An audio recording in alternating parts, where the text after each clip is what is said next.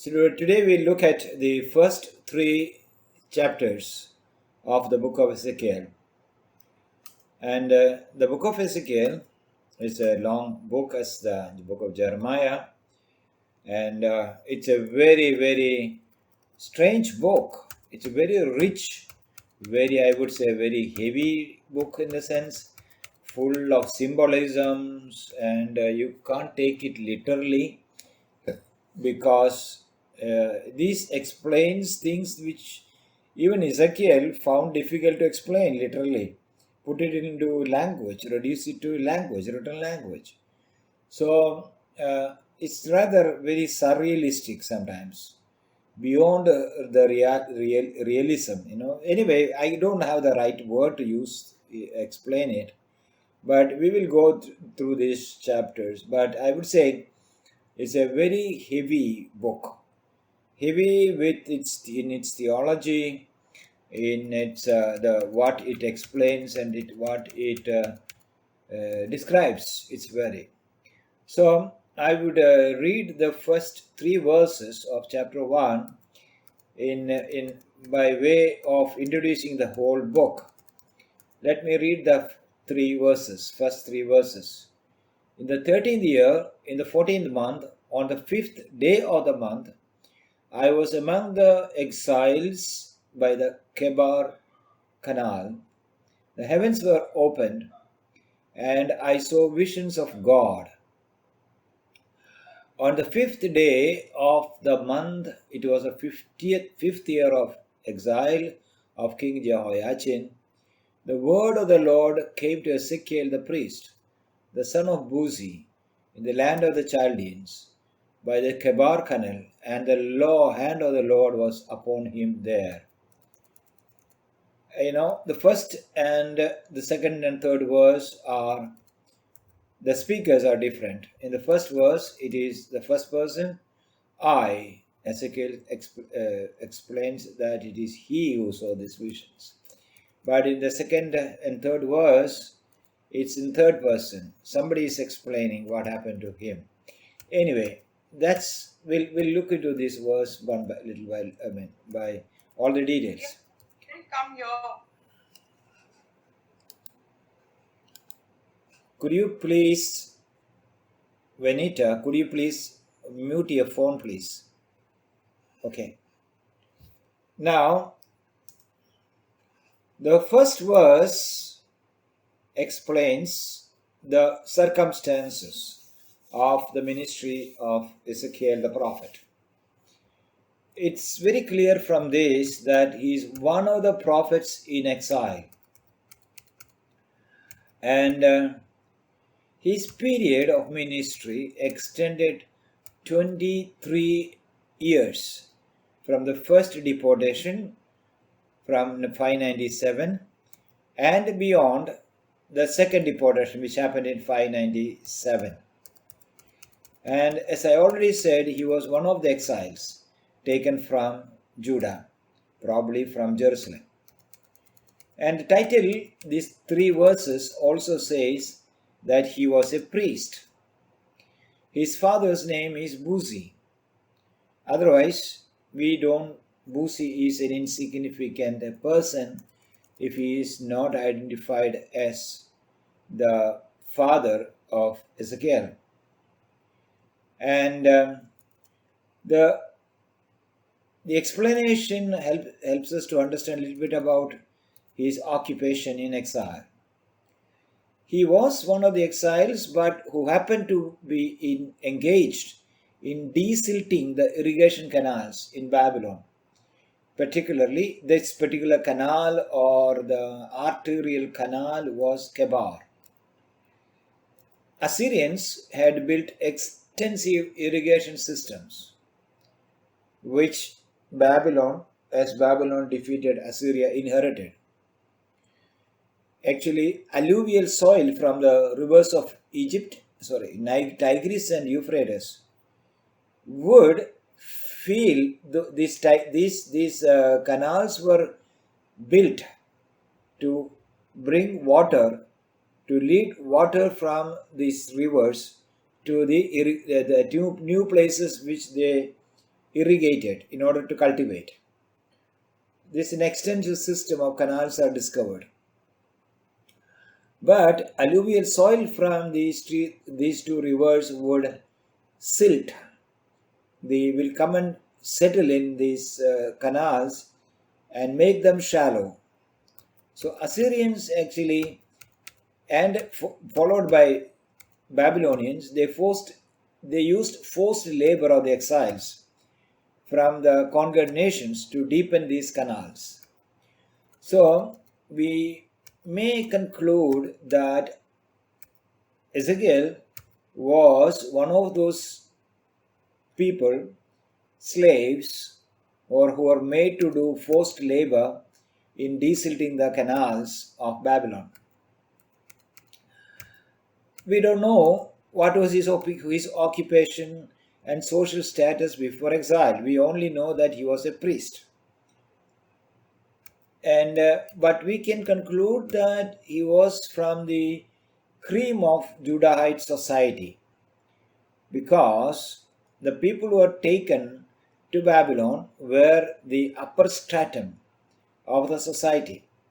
According to 2 Kings 24:14-16, we see that the Babylonians left behind farmers, peasants, and the people who are of low caliber back in Judah, but they only took aristocrats, craftsmen, musicians, and scribes and other people. So the exiles were the cream of the society. They took the cream of the society to exile. So since Ezekiel was as a person who lived in exile, he probably was from a decent family, had a decent occupation, probably also had a decent income before his country was conquered by the Babylonians. His ministry began sometime before the second deportation. It says the 15th year, but we are not sure what is the reference here. It says, let me read verse 1. In the 30th year, in the 4th month, in the 5th day of the month, as I was among the exiles by the Kebar canal, the heavens were opened, I saw visions of God. We are not sure whether this is, what is it referring to. But the next verse gives us a much more clue, or closer clue, much more detailed and clearer clue. On the 5th day of the month, it was the 5th year of the exile of King Jehoiachin, the word of the Lord came to Ezekiel the prophet. So the 5th year of Jehoiachin, the last king of Judah, would be 597 minus 5 will be 592. So it must be around 592. That is 5. You can simply say this way. Understand it this way. It is 5 years after the exile, but before the second deportation, which happened in 597, or let's say 5 years after the first deportation of 597, and before the second deportation of 597, when Jerusalem was completely destroyed and the temple was burnt down. He started receiving God's revelations. Ezekiel's ministry is unique in many ways. One, he was able to address those who are in Babylonian exile and also those who are left behind in Judah. If you compare his ministry with that of Jeremiah, Jeremiah started prophesying before the exile, and he also prophesied during the exile, either writing a letter to the people in Babylonian exile and all that. But his ministry ceased by the second deportation in 597, shortly after that, not exactly on that day. He did not minister any further to the Palestinians or exiles after the second deportation.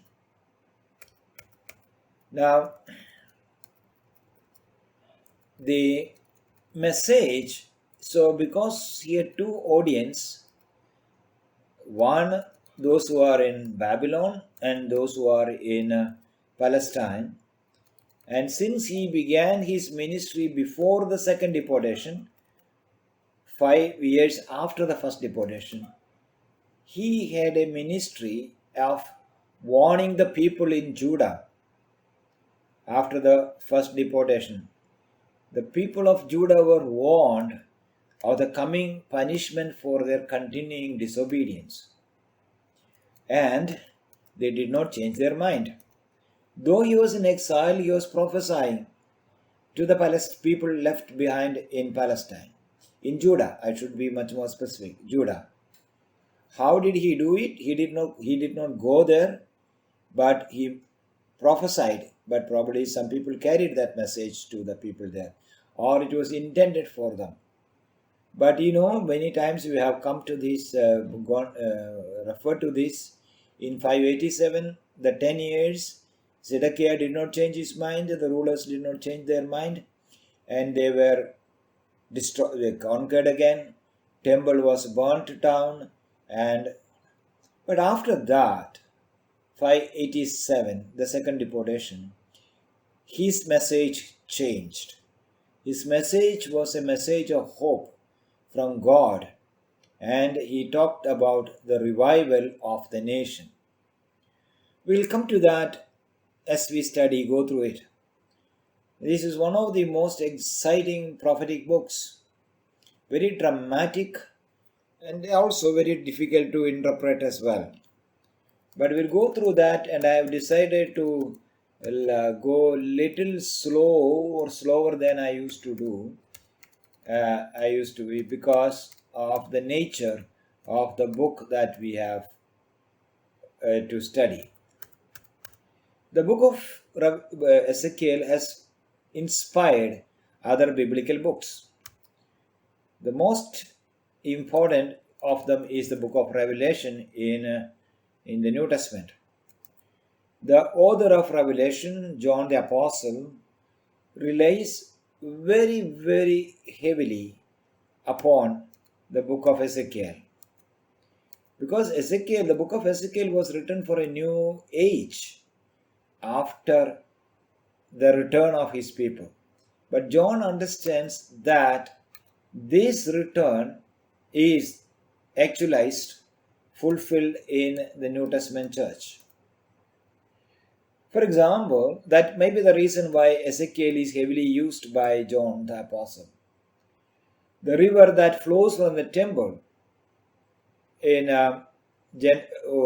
Ezekiel 47, 1 to 12, the river that flows from the temple all the way to the Dead Sea, giving life on the way and making the Dead Sea, otherwise where no organisms live, alive and teem with water, aquatic life. That's the vision that Ezekiel had. And John uses the same imageries in Revelation 22, 1 to 5 to describe a river which is a small stream which becomes deeper and wider as it flows from the throne of God and of the Lamb, giving life on its banks. So that's a powerful metaphor. Christian preachers, though prophetic books are not very popular with them, find especially many passages, especially the vision of the dry bones, chapter 37 in the book of Ezekiel, has been inspiration for many, many revival preachers. And also the rather recent, not from the biblical period, the Merkava Judaism, Merkava mysticism. I am spelling it as Merkavah, the Merkava mysticism. This is a mystical, ecstatic experience. There's a movement in Judaism. I think it's still there. And they depend on, or they drew a lot of inspiration, and their way of their religion or the style is basically influenced by the first 3 chapters of the book of Ezekiel, the throne of God. Today, I trust to do 3 chapters of this book. That is chapter 1, 2, 3, 27. And I already explained the first 3 verses, so I'm not going to explain it any further. The vision which actually flings Ezekiel into the arena of the prophets as a messenger of God in a very difficult time. That vision, or we can call the inaugural vision, is described in chapter 1 verses 4 to 3:15. It has a very strange structure. It's very neatly structured. It has a very neat structure. See 1 to 3, and there is a wrap. It has a wrap. Chapters 1 to 3 is, and 3, 14 to 15 functions as the outer cover. Okay. And 1, 4 to 28 and 3 to chapter 3, that is 1, 4 to 28 is the vision of the approach of the throne of God. And then chapters 3 to 12 to 13 is the departure of the glory of God. So these 2 flows makes another layer or a cover. So there's a cover or envelope. It's something like an envelope. You can say this is like an onion structure. The outer layer of the onion is 1 to 3 and 3, 14 to 15. And within that there is another layer which is 1, 4 to 28, which has to do with the approach of the throne of the glory of God. And within that we have the core, that is 2, 1, 2, 3, 11. That is prophet's audience with God. The prophet hears the voice of God. And so that's a very beautifully structured. Now you can draw it and see. If you just draw an onion with 4 layers, 2 layers and a core.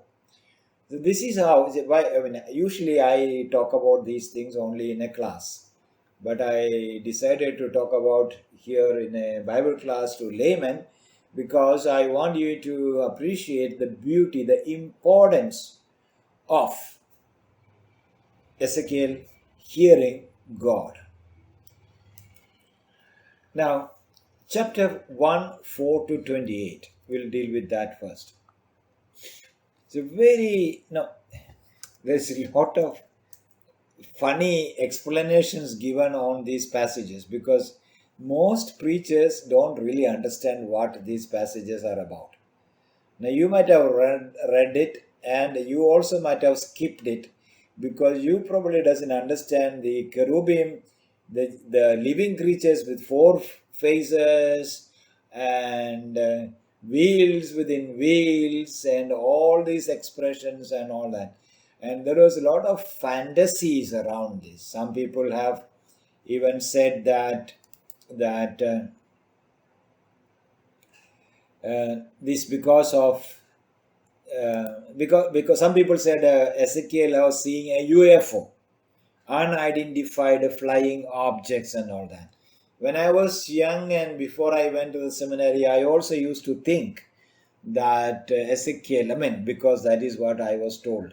So because of the fantasy, sci-fi, scientific fiction fantasy, I also thought that Ezekiel is talking about UFOs, but it's not. Okay, it's a theological explanation there. Let's look at that verses. I hope you have read these chapters before coming, because if you haven't, you are not going to get much out of it. Okay, because you need some pre-knowledge of the 3 chapters. The chapters 1, 4 to 28 talks about the approach of the throne of God. Now, Ezekiel sees a strange scene coming all the way from north, and it actually recalls this description of that in the 24 verses, recalls the narrative about the Ark of the Covenant, which we find in Exodus 25, 10 to 12. The Ark of the Covenant, that for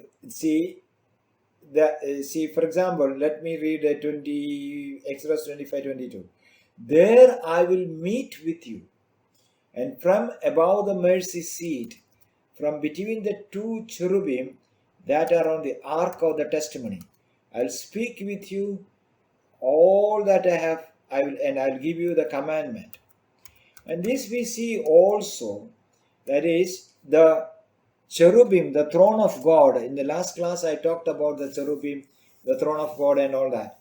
See, the Ark of the Covenant and its lid is the mercy seat, on which there are 2 cherubim who covers the ark.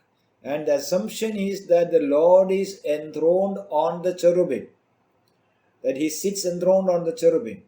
So what Ezekiel sees is something similar to that description, that he sees in the rest of the verses. It's clear that the strange creatures carrying and the glory of God. He can't see the person, but he can only see these surrealistic scenes,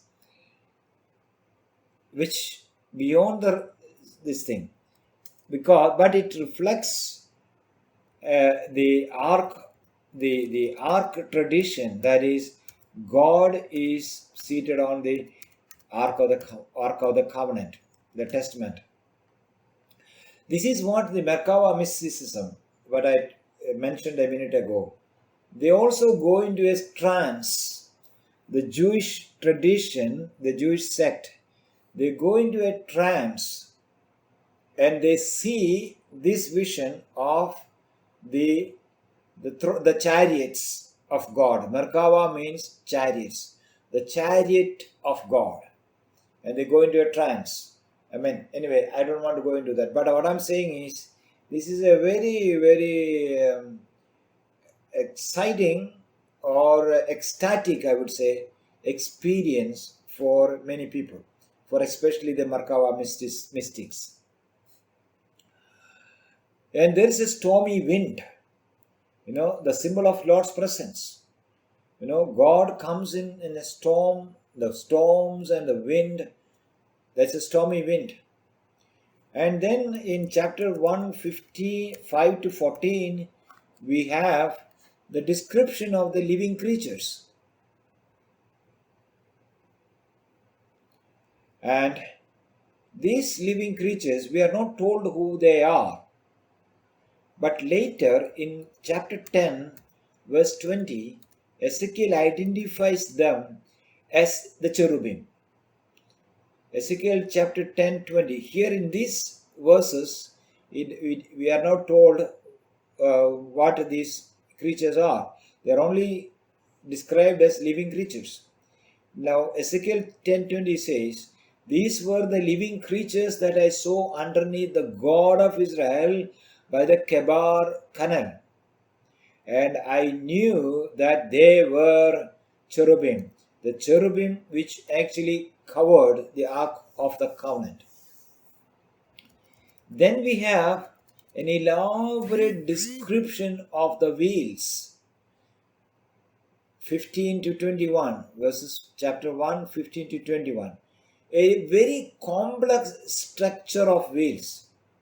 And these wheels are made of precious materials, precious metals.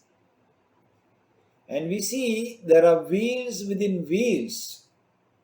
But how will you represent them? I don't know. Are they concentric wheels, that is, wheels with one axis? Or are they simply freely rotating the small wheels within the? It's probably is like what we call a gyroscope. That instrument called gyroscope, which has many wheels and which balances, which the navigators, people, sailors used to use in the ancient days. I mean, until recently. Now that is GPS and things like that.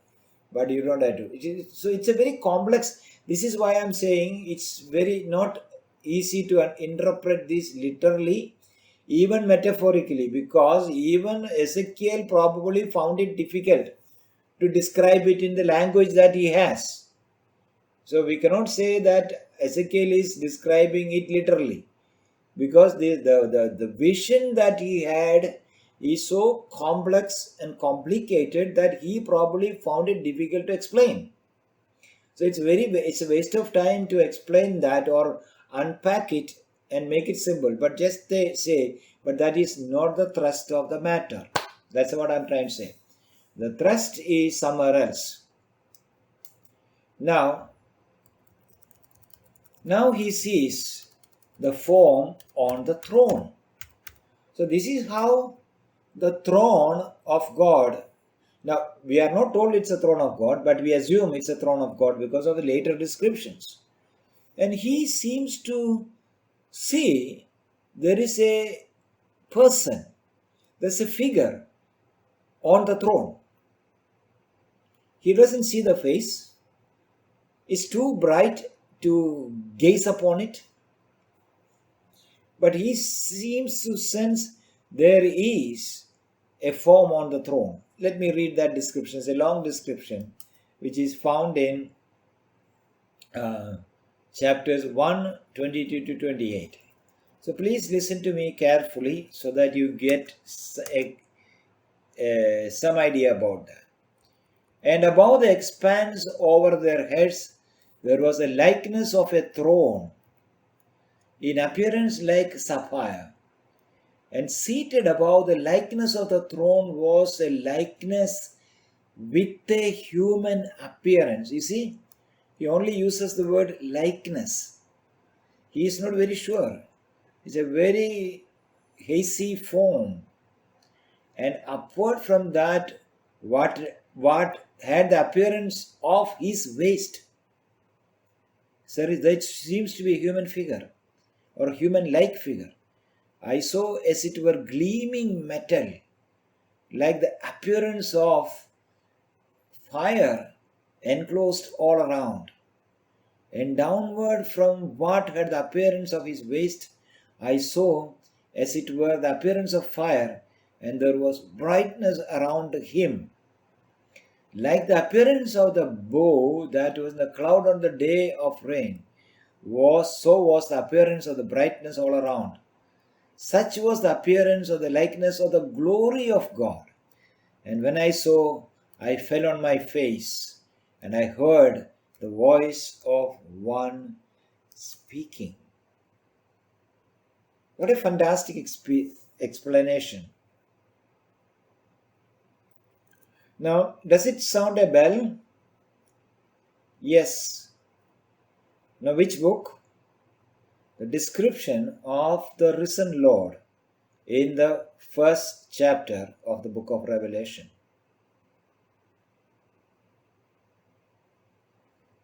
No? But this is more elaborate than the other one. And both evokes the same emotion. And when I saw it, verse 28, Ezekiel says, I fell on my face. I heard the voice of one speaking. Now, let me tell you that we have called narratives passages where we are told how God called the prophets. For example, how God called Jeremiah, how God called Isaiah. We have narratives, but none of those call narratives, the description of the call of a prophet is as elaborate. That may be maybe 6, 7, 8 verses, or even the longest may be 7 verses. But here is a call of a prophet described in 3 chapters. That's what the unique about Ezekiel's, the book of Ezekiel. Now, Ezekiel says, I heard the voice of the one speaking. And in the remaining part, we have the description of the commissioning of the prophet. How God commissioned prophet Ezekiel as a prophet. This is also has a lot of strange details. Very, very strange details. It's very difficult to unpack all that, take them apart. But let me just try to explain as good as possible, as clear as possible. The first thing is that God calls him. He fell. John heard the same thing. John was like the person. He was almost like dead when he saw the risen Lord in all his splendor and glory. The first thing is, he says, Son of Man. Now, the book of Ezekiel never addresses prophet Ezekiel by name. No, the name Ezekiel is used, but in none of the addresses. God never called him Ezekiel. But 93 times he is addressed as Son of Man. And this expression occurs 99 times, Son of Man, in the Old Testament. And this comes only in the book of Daniel in the Old Testament, though this is common in the New Testament. And this is different. The way this expression here is very different from the way it is in the New Testament, where Son of Man is the title of divinity, divine God. Here Son of Man is used in a different sense. Son means something that belongs to a particular class. That is how Hebrew understands son or daughter. See, even in modern Hebrew, when we say I am a son of 26 years, I mean I'm 26 years old. Or women will tell their name as I am a daughter of 46 years. That means that is the literal expression. Or we say the young one of a calf, the young one of a calf is the young one of that animal. Instead of saying young one, it says son of or daughter of. That's Hebrew expression. So son, the word son means the nature that he or that person shares with. So Son of Man actually here means it highlights the creatureliness of the prophet. He's a created being, a pitiful state. He's only a son of man, and before God the sovereign. So story so far. Ezekiel is working, desilting. Probably he had a shovel and a bucket in his hand. Probably he dives into the water, or maybe standing there half up to water up to his waist, and he's digging the earth, from the alluvial sand in a bucket to be thrown on the banks. While he is doing that, he sees a storm. He hears a storm and he sees the storm. And in the storm he sees something, some animals, some creatures flying up towards him. And there's a throne with a wheel within the wheels. And on the throne there is an appearance. He doesn't see, but it looks, if it is closer to anything, it is more close to human being than any other animal, any creature. And because of the glory that surrounds, the light that shines around, he can't exactly explain what he saw. Like how many eyes he had, how many heads that human likeness had. Because it is too bright, it is so glorious, he can't explain. This is very hazy. Hazy or the other way. Hazy is less light. But this is very unclear to him. And then, when he saw the human figure, he fell on his face. And the human figure asked him to get up. And the second verse says, the Spirit entered into me.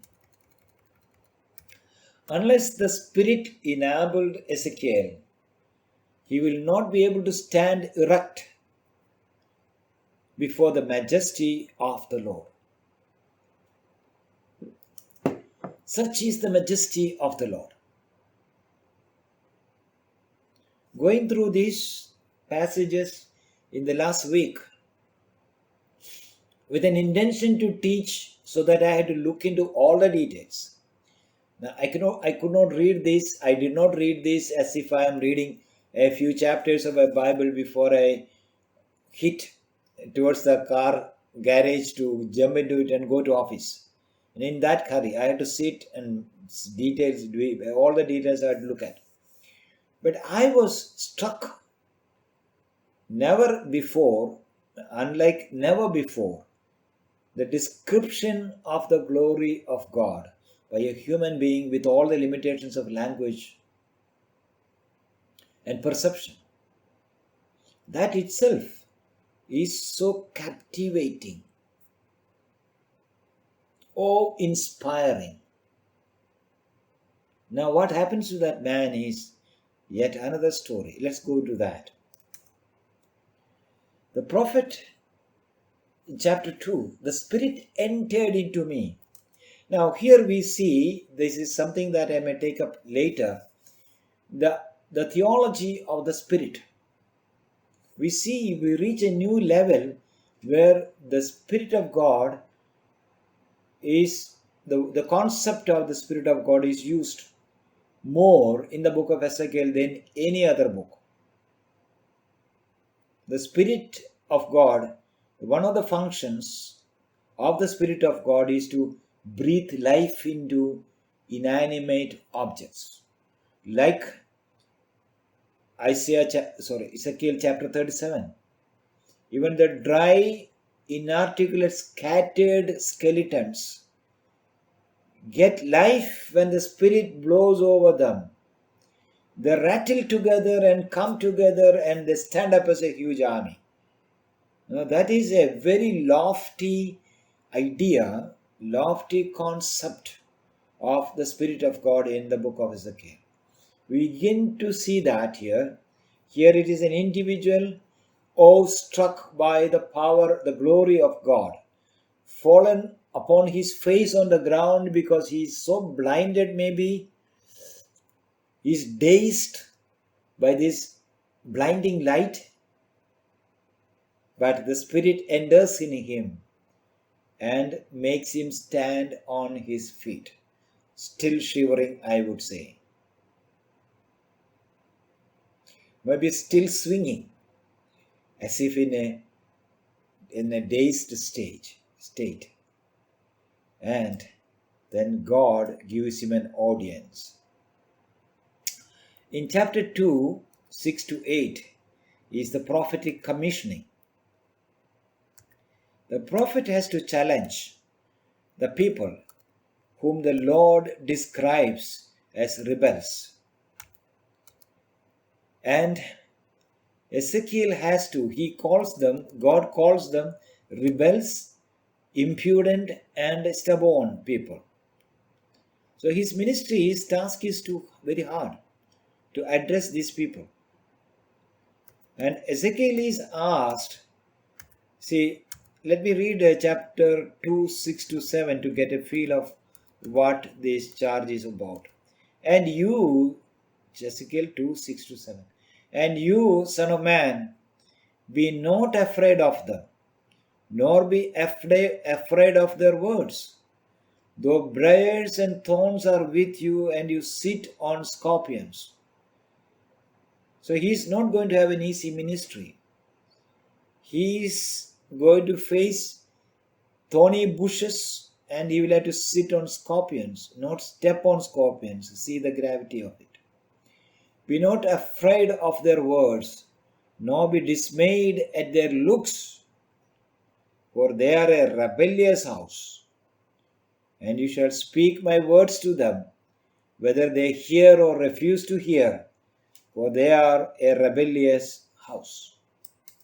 They were indeed. 5 years after the first destruction of Jerusalem, sacking Jerusalem by the army of Nebuchadnezzar, the people didn't still change their mind. Though a number of them were taken into exile and they lost control of their nation, they became a vassal state of Babylon, tributary, still they rebelled. So God gives this task to Ezekiel. They may not change. They may attack you. They may oppose you. They will ridicule you. Their look, even the look on their face will be against you, one of disapproval and hostility. But still you have to preach. Then Ezekiel goes through a very strange experience. And that experience is, in his vision, God asks him to eat a scroll. That is what happens. He has given a scroll. He is shown a scroll. And he is asked to eat. And what is this scroll? A description of the scroll is found in Ezekiel chapter 2, 8 to 10. But you, son of man, hear what I say to you. Be not rebellious like that rebellious house. Open your mouth and eat what I give you.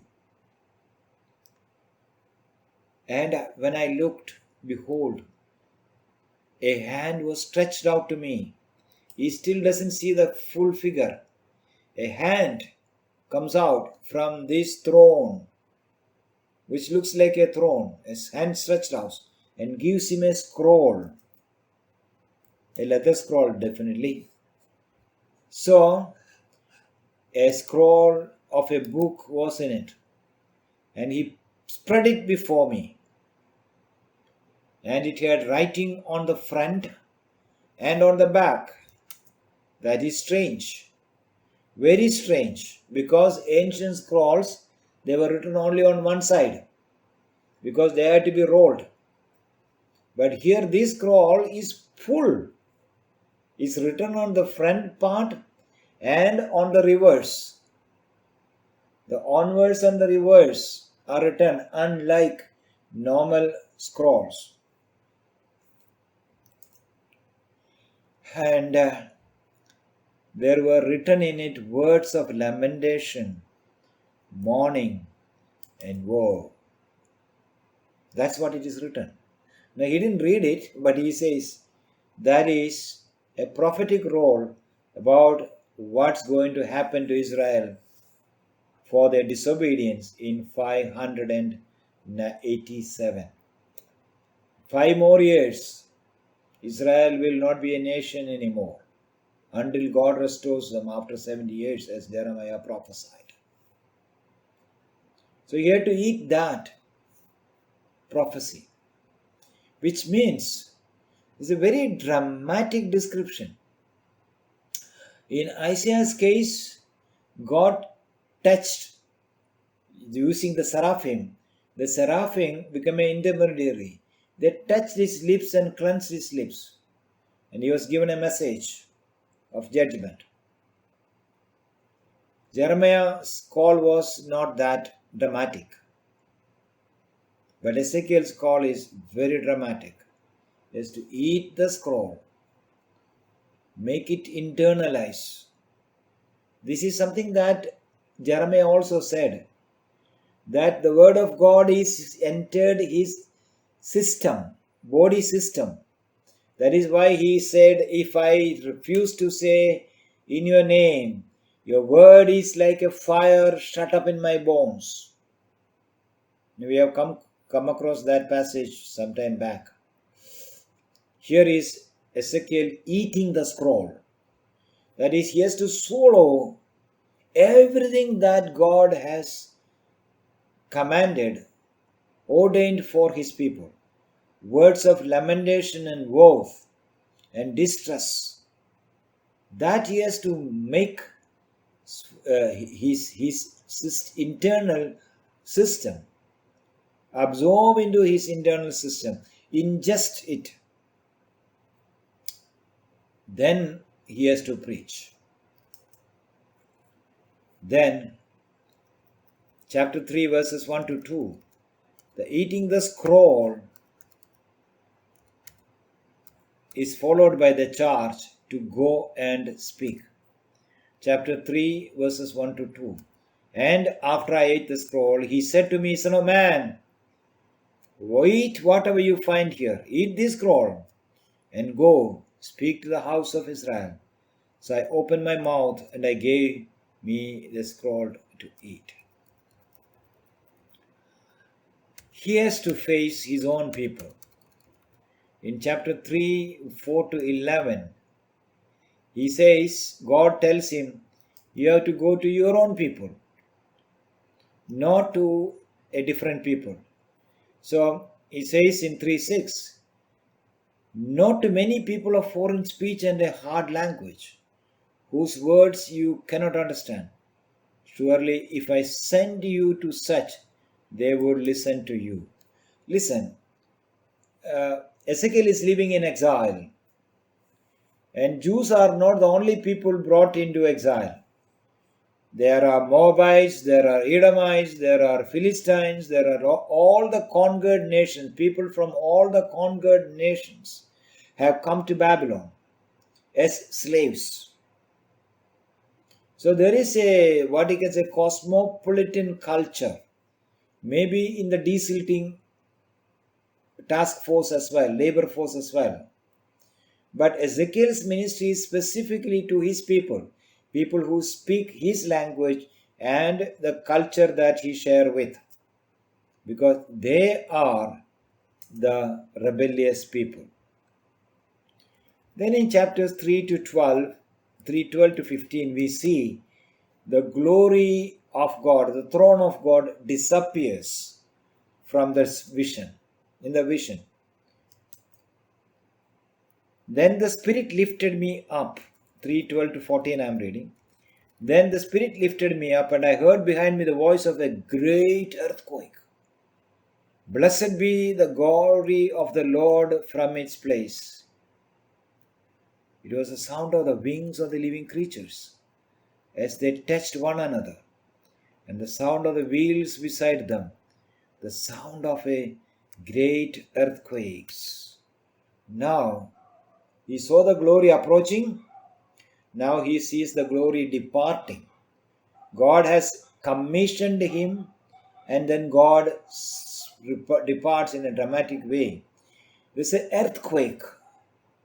And that's an earthquake of the sound of the wheels and the wings clashing with each other. Maybe the flapping of the wings. We don't know what are the wings of the sound of the wings are. But it's a very terrifying sound. And there's a praise of God sung there, maybe by the cherubim, who says, Blessed be the glory of God from its place. That's the vision that Ezekiel sees. That's the vision that flings him into prophetic ministry. We don't know how old was he. When he was talking about the 30th year, was he saying that it was his age? 30th, 30th, 13th year. Was he 13 years old? Impossible. But it could be some other reference I said earlier. But whichever way it is, here you have Spirit lifted me, and chapter 33, 14 to 15. The Spirit lifted me and took me away, and I went in bitterness in the heat of my spirit. The hand of the Lord was strong upon me, and I came to the exiles of Tel Abib, who were dwelling by the Kebar Canal. And I sat there where they were dwelling. I sat there overwhelmed among them 7 days. After this experience, God takes him. It reminds me of Philip the evangelist, who was taken by the Spirit, took him after baptizing the Ethiopian. Sounds like that or looks like that. And the Spirit took him like a cat takes the kitten by mouth from one place to another. So here, where exactly was Ezekiel, we don't know. But the Kebar Canal may be long, but he is taken from there to another location by the Kebar, where there were exiles working or doing the same job, desilting, deepening the irrigation canals. But he sat there among them 7 days, because it took 7 days for him to recover from the experience of God.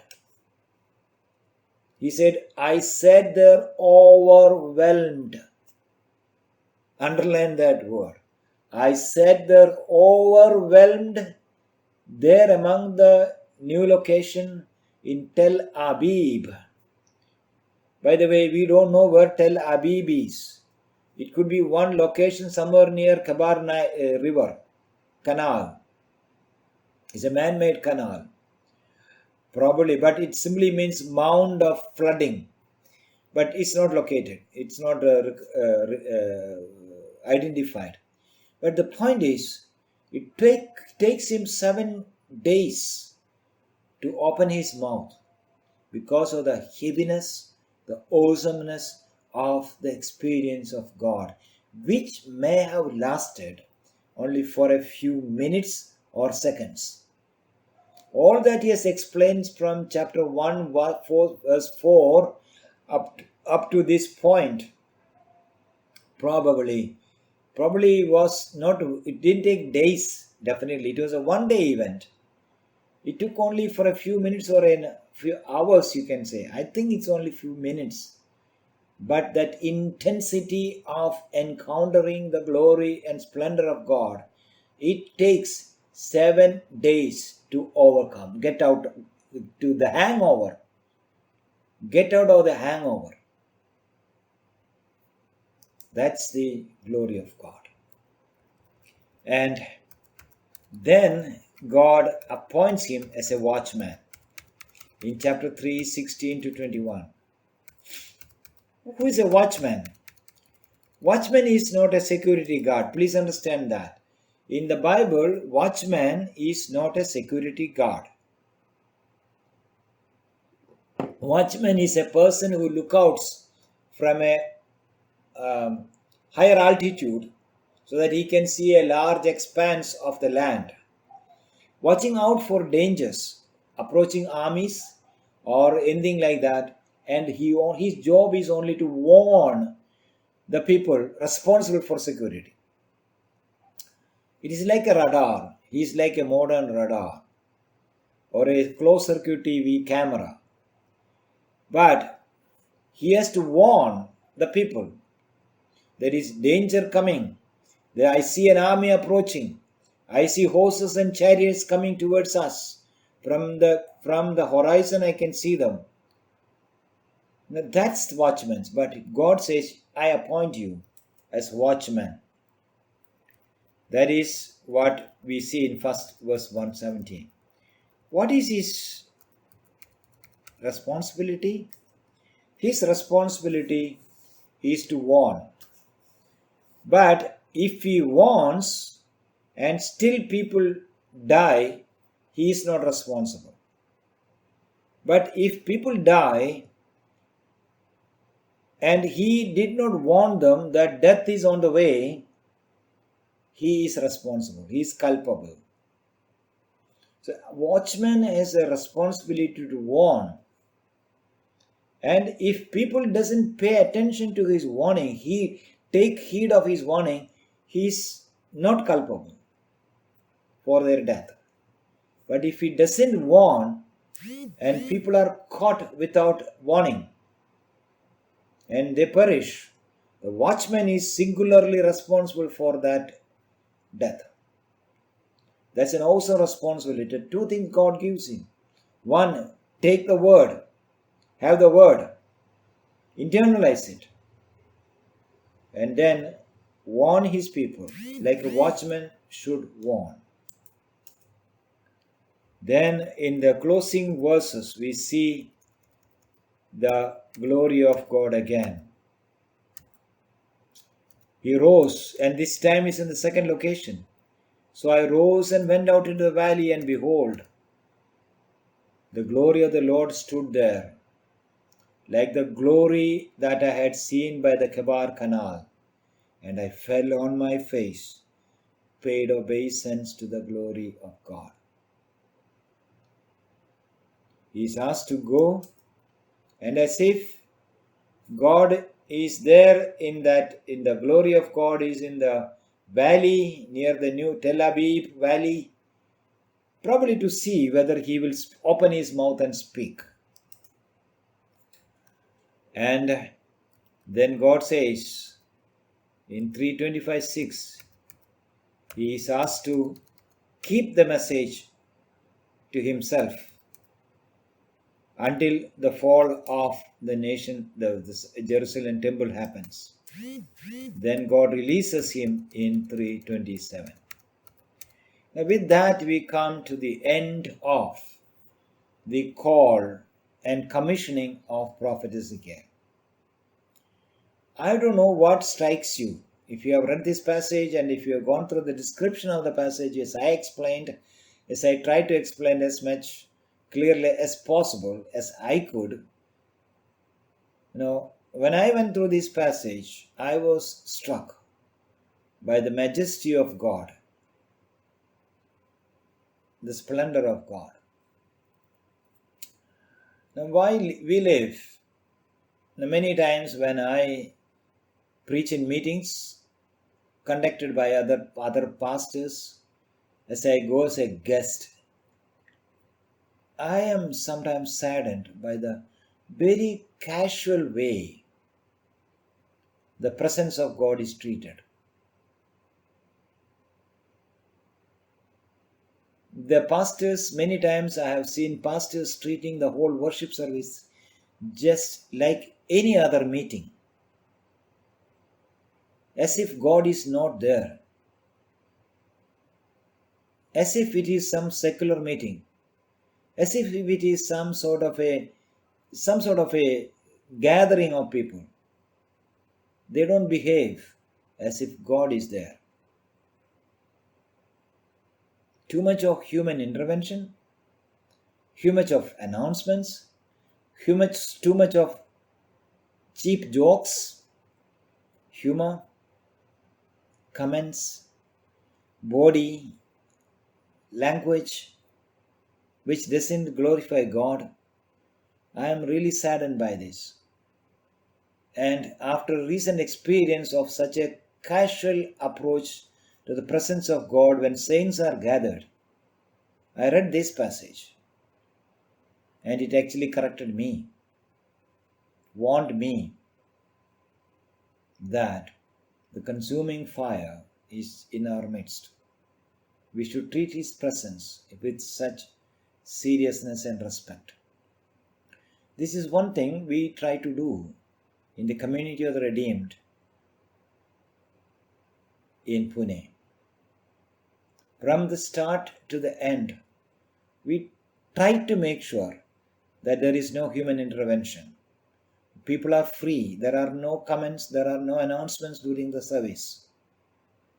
I have insisted on that. You know why?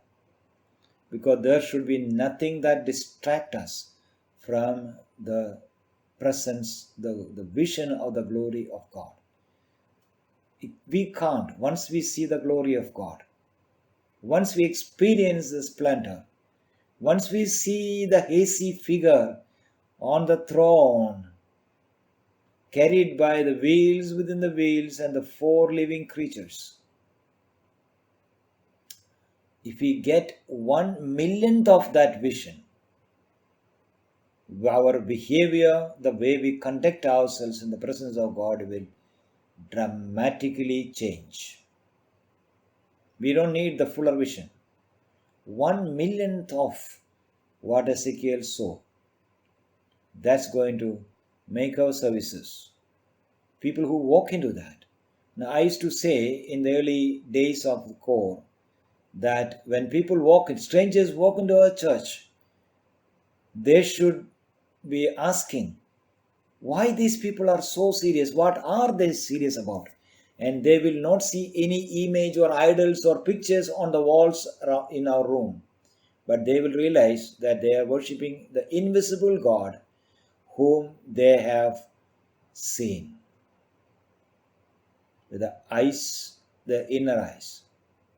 Such is the glory of God. That's the expression that Ezekiel uses. Such is the vision of the glory of God. May God bless us.